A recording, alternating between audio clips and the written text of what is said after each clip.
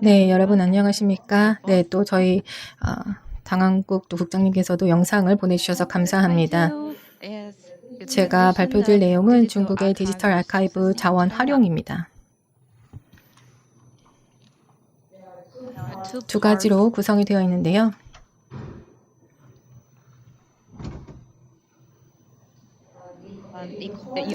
네, 중국의 제14차 국가기록보존사업 발전 5개년 계획에 따라서 2025년까지 중앙 그리고 국가기관 같은 경우에는 80% 그리고 중앙기관의 본부들은 90% 그리고 현급 이상의 종합기록보존시설 같은 경우는 80%를 디지털화율 목표로 잡고 있습니다. 각각의 이런 디지털화를 달성하기 위한 목표를 기관별로 수립해 놓고 있습니다. 또한 150개의 디지털 기록 보존 시설도 추가적으로 저희가 건설할 계획을 갖고 있습니다. 이러한 조치들은 중국의 디지털 아카이브 자원을 크게 확충할 것으로 예상이 되는데요. 2022년에 중국 정부에서는 디지털 중국의 발전을 더욱 가속화하기 위한 노력으로서 디지털 아카이브의 공공 서비스 역량에 대해서 좀 더 높은 기준을 설정하게 되었습니다. 네, 이에 따라서 중국의 아카이브 전문가들은 디지털 아카이브 자원의 어떤 관리 그리고 접근성을 높이기 위한 새로운 전략과 방법 그리고 기술들을 좀 더 적극적으로 이제 모색을 하고 있습니다. 네, 먼저 제가 소개해드리고 싶은 것은 바로 상하이 기록보관소의 그런 사례인데요. 여기에서는 이제 최신 디지털 기술을 활용을 해서 기록물 수집을 좀 더 발전시킨 사례라고 할 수가 있습니다. 저희가 2023년에 국제기록보관소의 날에 출시된 그런 기록보관소를 따라 상하이를 바라보다라고 하는 디지털 문화 플랫폼을 출시를 했는데요. 여기에는 상하이시에 있는 다양한 기록보관소의 여러 가지 역사적으로 중요한 소장품 그리고 지도 그런 천여 개의 중요한 그런 기록물을 보관을 하고 있습니다. 이 플랫폼은 인공지능이라든가 인간 컴퓨터 간의 상호작용, 지식 그래프, 그리고 데이터베이스, 3D 모델링과 같은 기술을 모두 함께 통합한 것인데요. 여기에서는 기록물과 관련된 그런 지식 그래프, 그리고 시공간의 지리정보 시스템, 스트리밍 미디어, 스토리텔링 시스템을 결합해서 지난 180여 년간 그런 상하이가 어떻게 도시로서 발전해 왔는지를 다양한 차원에서 보여주고 있습니다. 상하이가 180여 년 전에 근대 항구로 개발됐던 그 이후의 모습들을 보여주는데요. 이런 플랫폼을 통해서 사람들은 PC라든가 모바일 기기를 통해서 상하이 역사의 어떤 메타버스를 굉장히 인터랙티브하게 볼 수가 있어서 타임머신과 같다라고 볼 수가 있습니다. 그래서 이 플랫폼을 통해서 사용자는 상하이가 어떻게 발전해 왔는지 그리고 그 역사적인 의미들을 깊이 있게 이해할 수가 있고요. 그리고 그 활기찬 그런 역동적인 과거와 다시 연결될 수 있습니다. 이 사례를 통해서 우리가 분명히 알 수 있는 사실이 있는데요. 이 첨단 디지털 기술이라는 것이 디지털 아카이브 리소스와 깊이 또 통합되고 있다는 것입니다. 네, 그러면 이번에는 최근 중국의 디지털 아카이브 개발 그리고 활용에 있어서 몇 가지 사항을 공유해 드리겠습니다. 네, 먼저 첫 번째는 바로 국가 아카이브 정보에 접근하고 또 이것을 공유하기 위한 통합적인 네트워크를 구축한 부분입니다. 2022년 7월 중국 국가기록원에서는 국가기록원의 서비스 플랫폼이라는 것을 출시하게 됐습니다. 이 플랫폼에서는 인터넷을 활용해서 국가 계획에서 가지고 있는 여러 가지 각 성, 자치구, 또 하위 도시 아니면 도시 안에 있는 여러 곳의 기록 보관소를 연결하게 됩니다. 그래서 각 지역 간 그리고 여러 다층적인 기록 보관을 위한 서비스를 제공한다라고 보시면 되겠습니다. 두 가지 접근 방법이 있는데요. 온라인 검색 그리고 프록시 검색이라는 두 가지 기능이 있습니다.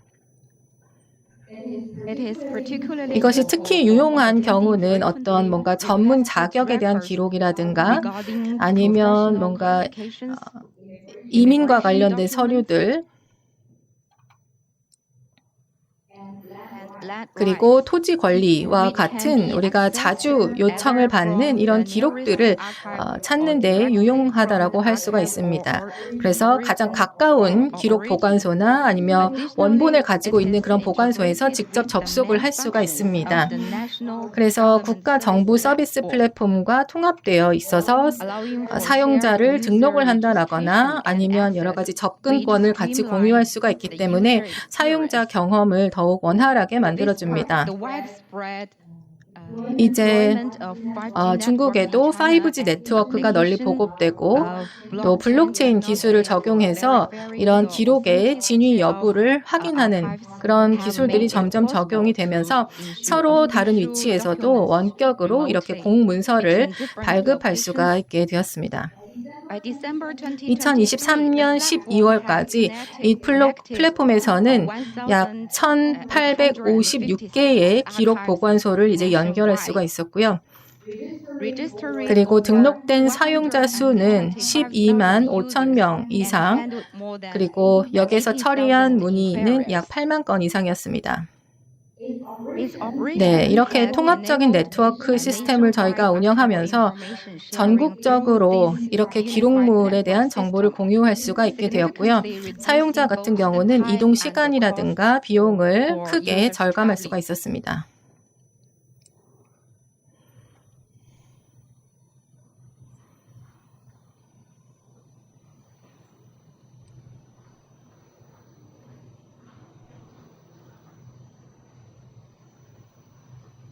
네, 두 번째입니다. AI를 활용한 공개 검토를 통해서 오픈 아카이브에 대한 대중의 접근성을 향상시킨 것인데요. 아카이브의 이런 오픈 리뷰, 공개 검토라는 것은 오픈 아카이브의 가용성을 높이기 위해서 중요한 부분입니다. 중국에서는 푸젠성, 저장성을 비롯한 여러 곳에서 바로 이 AI를 이용한 기록물 공개 검토 방식을 통해서 상당한 그런 성과를 거두었다라고 말씀을 드릴 수가 있습니다. 푸젠성의 그런 기록 보존서를 예로 들면요. 여기서의 디지털화율은 99%를 넘어섰습니다. 그래서 이걸 보시면 약 90만 개의 카탈로그 엔트리, 그리고 케이스 파일 수준에서 보시면 810만 개의 항목들, 그리고 6,100만 개의 원문 데이터들이 이 안에 모두 보유하고 있습니다. 이런 디지털 아카이브는 바로 오픈 리뷰 프로세스를 위한 견고한 토대 역할을 하게 되는데요.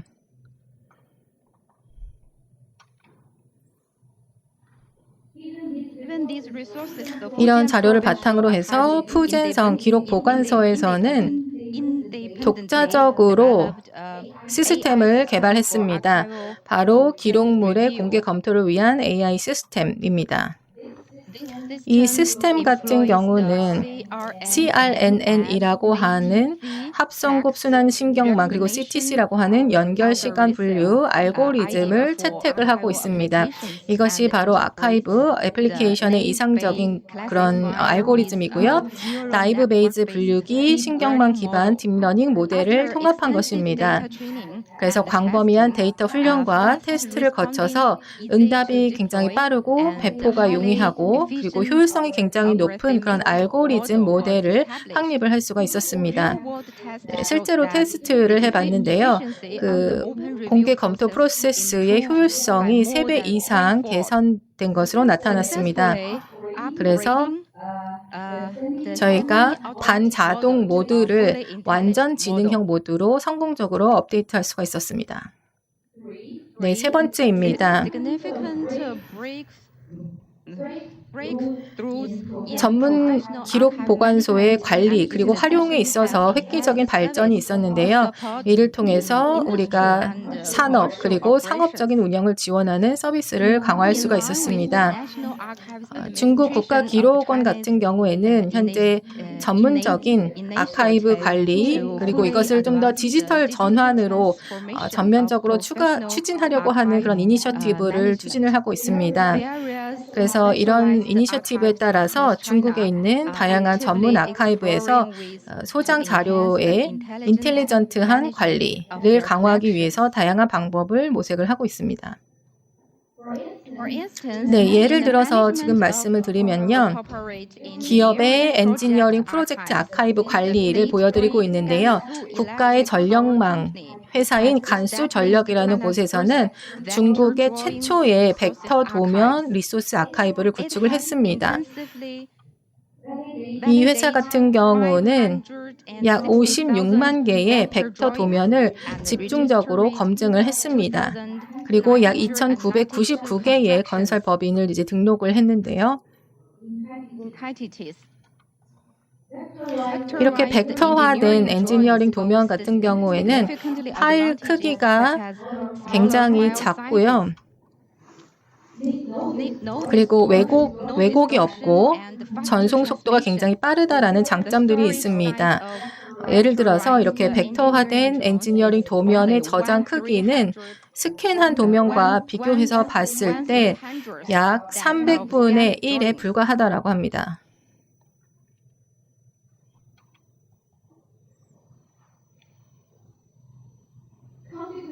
네, 그렇기 때문에 설계 부서 그리고 장비 제조 업체들은 추가적인 비용을 들이지 않고도 이렇게 공통 벡터 포맷, 예를 들면 DWF, DWG와 같은 포맷으로 아카이브를 제공을 해야 됩니다.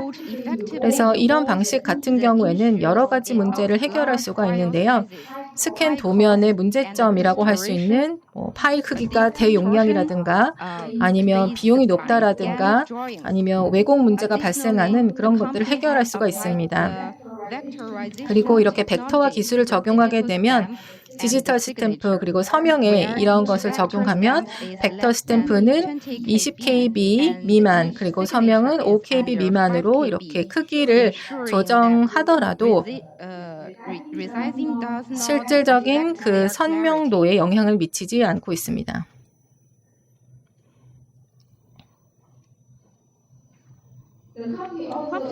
네, 또 이 회사에서는 엔지니어링 벡터 아카이브 빅데이터 혁신 플랫폼을 독자적으로 이제 개발을 했는데요.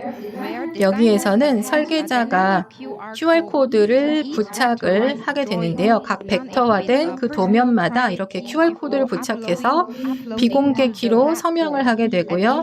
그 다음에 플랫폼에 업로드한 다음에 바로 블록체인 기술을 통해서 그 진위성과 보안을 보장을 하고 있습니다.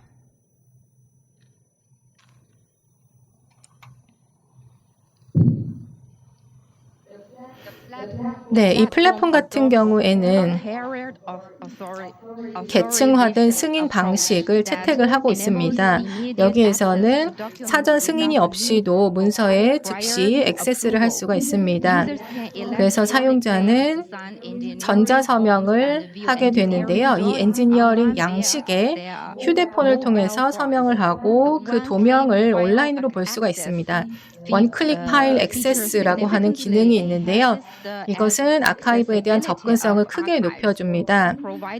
그래서 여기에서 아주 효과적으로 현장에서 뭔가 전력을 긴급하게 수리한다라든지 변전소의 유지 보수 작업 같은 것들을 효과적으로 지원해주고 있습니다. 그동안에는 현장 작업자가 아카이브에 접근할 때 문제를 많이 겪었는데요. 그런 오랜 문제들을 해결해주고 있습니다. 이 플랫폼 같은 경우는 약 1,000만 위안 정도를 연간 엔지니어링 아카이브 스캔 비용에서 절감을 해주는 그런 기능을 가지고 있습니다. 네 번째입니다. 새로운 메인스트림 비디오 플랫폼이 바로 이 아카이브 콘텐츠의 홍보에도 도움이 되고 있습니다. 최근에 보시면 동영상 기반의 그런 SNS들이 정보 공유라든가 소통에 있어서 중요한 역할을 하고 있습니다. 중국 같은 경우에는 콰이, 틱톡, 빌리빌리 같은 플랫폼이 또 인기를 얻고 있는데요. 이제 디지털 아카이브 산업에서도 중요한 시점에 와 있다라고 할 수가 있습니다.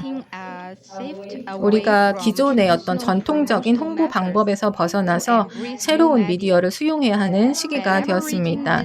그래서 이런 플랫폼을 우리가 활용하게 된다면 아카이브 문화 상품이 어디까지 도달할 수 있는지 그 도달 범위도 늘릴 수가 있고요. 가시성도 높일 수가 있습니다.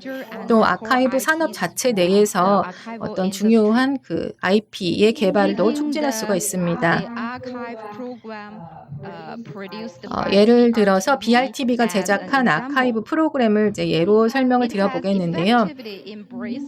이 뉴 미디어 커뮤니케이션 전략을 이제 도입을 하면서 굉장히 긍정적인 성과를 거둘 수가 있었습니다. 이 아카이브라는 것은 매우 성공적인 그런 TV 프로그램인데요. 여기에서는 이제 전통적으로는 텔레비전 플랫폼에서 방송되어 왔고요. 그리고 이것이 우수 텔레비전 예술 프로그램상을 수상하기도 했습니다. 제27회 TV 예술 스타라이트 어워드에서 상을 받기도 했습니다. 2021년부터 이 프로그램 같은 경우는 빌리빌리와 파트너십을 맺었는데요. 정규 시리즈를 지금 이 플랫폼에서 스트리밍하고 있습니다. 빌리빌리 같은 경우는 약 3억 5천만 명의 중국 청소년 사용자들이 그 커뮤니티를 운영을 하고 있습니다. 여기에다가 단무라고 하는 그 댓글을, 실시간 댓글을 달 수 있는 기능이 있습니다. 이렇게 단무라고 하는 댓글 같은 경우는 사용자들이 마치 실시간으로 서로 상호작용을 하는 듯한 느낌을 주고 있고요. 그래서 이 빌리빌리가 역동적인 허브가 되어서 다양한 문화 교류 그리고 그런 창의적인 콘텐츠 재해석이 이루어지는 공간이 되었습니다. 네, 2023년 말 기준으로 봤을 때 아카이브에서는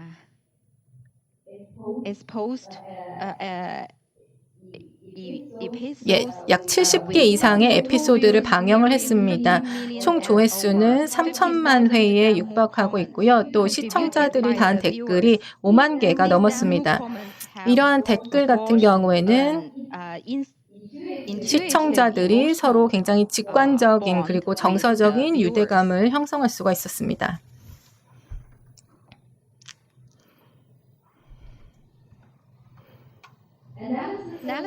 네, 그래서 이런 댓글에 나타난 어떤 감정과 또한 사용자들의 특성을 저희가 분석을 해봤는데요.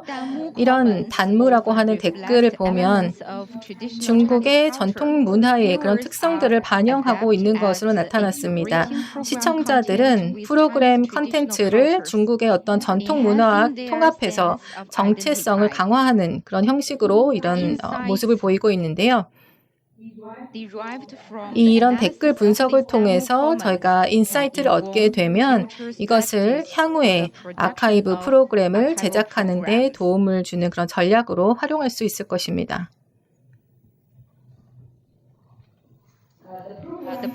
네, 그래서 이런 프로그램은 새로운 비디오 미디어 플랫폼과의 성공적인 통합을 잘 이뤄냈고요. 그리고 아카이브 문화에 대해서 대중이 갖고 있는 인식을 크게 개선을 했습니다. 그리고 그로 인한 홍보 효과는 전통적인 TV 미디어를 능가하는 그런 놀라운 결과를 냈습니다. 제 발표는 여기까지입니다. 네, 또 앞으로 더 많은 심도 있는 논의와 교류가 있기를 바랍니다. 여러 가지 다양한 기술의 활용과 또한 문화 콘텐츠의 풍부한 그런 콘텐츠를 높이고 정부의 의사결정 지원을 좀 개선하고 또 우리가 새로운 기술들을 더 잘 활용할 수 있길 바랍니다. 감사합니다.